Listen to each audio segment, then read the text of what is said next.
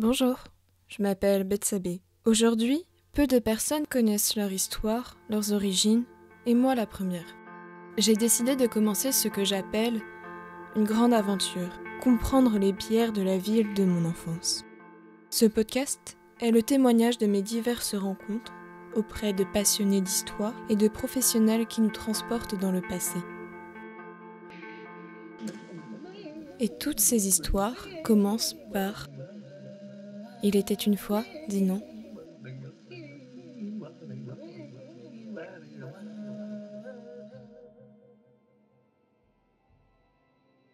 Conte, conte, nom masculin.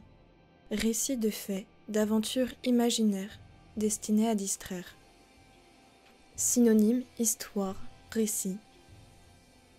Sens littéraire. Histoire fausse et invraisemblable. Petite, on me racontait ces légendes. Les aventures de ces héros, de ces personnages. Ma mère me lisait de nombreuses histoires qui me faisaient tant rêver. C'est pour cela qu'aujourd'hui, j'ai contacté Yveline, une conteuse. Elle compte pour son entourage, ses petits-enfants et aujourd'hui pour nous, car pour moi il est essentiel de continuer à raconter ces histoires, pour continuer à apprendre d'elles et à rêver. Marie-Vonne était bien triste ce soir-là. Vraiment très triste. Parce que Jean-Marie et elle, ils avaient vraiment envie de se marier. Et le père de Marie-Vonne refusait. « Mais non, mais ma fille, mais tu te rends compte un petit peu. Jean-Marie, il a 1001 métiers, mais il n'en tient pas un seul dans les mains. On ne peut pas te marier. Tu te rends compte que si je te marie, je vais me reprocher toute ma vie de te voir traîner dans le ruisseau avec des enfants qui n'auront même pas de quoi manger. Non, je ne peux pas te laisser te marier avec Jean-Marie. C'est pas possible. Oh, quand même. » Mais Marie-Vonne, elle pleure. Elle dit à son père, et elle revient à la charge, et plus d'une fois. Et elle dit à papa, « Mais papa, s'il te plaît, mais laisse-moi au moins une chance pour m'en sortir. » Le père, qui aime bien sa fille, qui sent le chagrin qu'elle lui fait, mais il ne peut pas accepter ça. Il lui dit quand même, « Bon, allez, je te laisse une chance.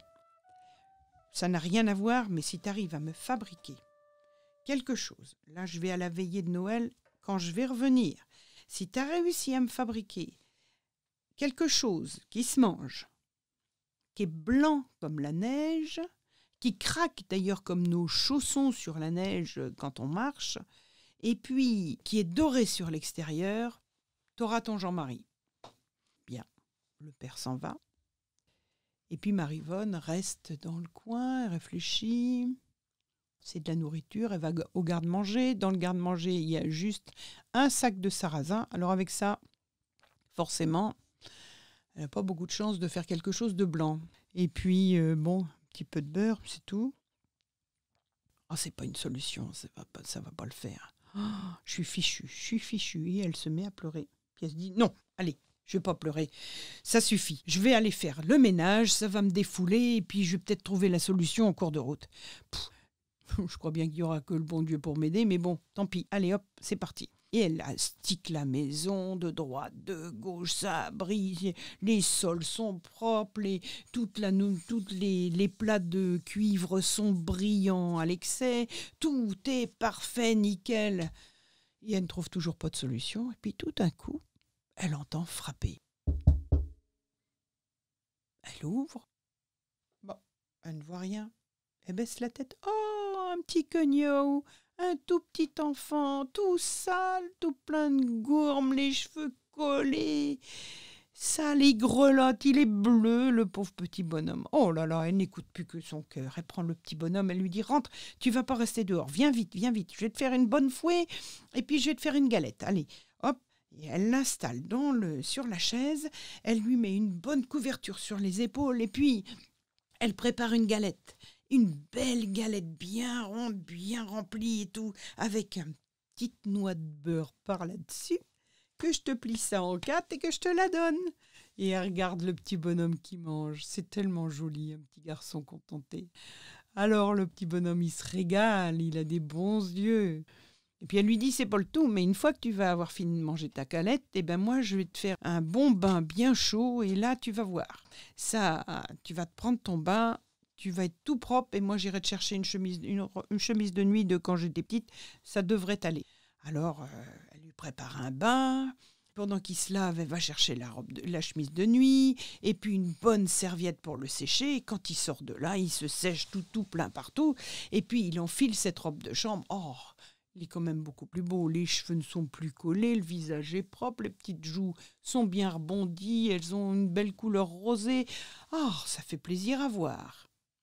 Et lui, sans un mot, lui prend la main et l'emmène devant la table de la cuisine. Et sur la table, il y a de la farine blanche, et puis il y a du beurre, et puis il y a plein d'ingrédients.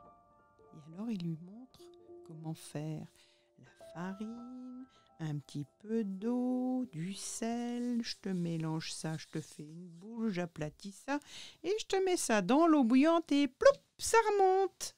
Et puis il en fait. Et puis après, le four bien à chaud. Et on remplit le four de ces trucs-là. Ça n'a pas de nom, hein. Et comme le four est très chaud, ça gonfle tout d'un coup. Paf! Ça devient... Oh, on dirait une petite écuelle. C'est joli comme tout. Et puis, Marie-Vonne, elle en prend une. Elle la casse, elle y goûte et ça croque comme la neige sous les pas. C'est blanc et c'est doré sur le dessus. Oh, ça y est, super. À cette époque-là, quand il y avait une promesse de mariage et que le mariage avait de grandes chances de se faire, on allumait une grande fouée dans la cheminée. Sinon, la cheminée restait éteinte. Alors là, Marie-Vonne commence à remplir la cheminée à fond de plein de bois et elle te met le feu et elle te l'anime. Et oh, la fouée extraordinaire. Et quand elle se retourne, bah, le petit bonhomme a disparu. Bon, tant pis. Minuit arrive et elle entend des pas à l'extérieur. Elle ouvre la porte. C'est son père et Jean-Marie qui rentrent. Et Jean-Marie voit le feu. Ce feu extraordinaire dans la cheminée. Oh, il regarde Marie-Vonne. Et Marie-Vonne a un sourire jusqu'aux oreilles, tellement elle sait qu'elle va avoir le droit de l'épouser. Alors son père arrive, il dit « Mais qu'est-ce que c'est que ce que tu as fait ?»« Ben, essaye papa, goûte. » Et quand son père goûte, Jean-Marie goûte aussi. Hein.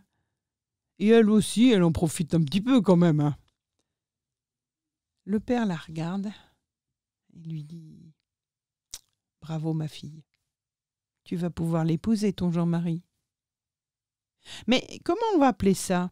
Bon, Jean-Marie dit « Des craquelins, bien sûr. » Et voilà le bout. Ça vous a plu ? Vous souhaitez en savoir davantage sur Dinan et la Bretagne ? Alors, n'hésitez pas à écouter les autres épisodes et à en parler autour de vous. À bientôt !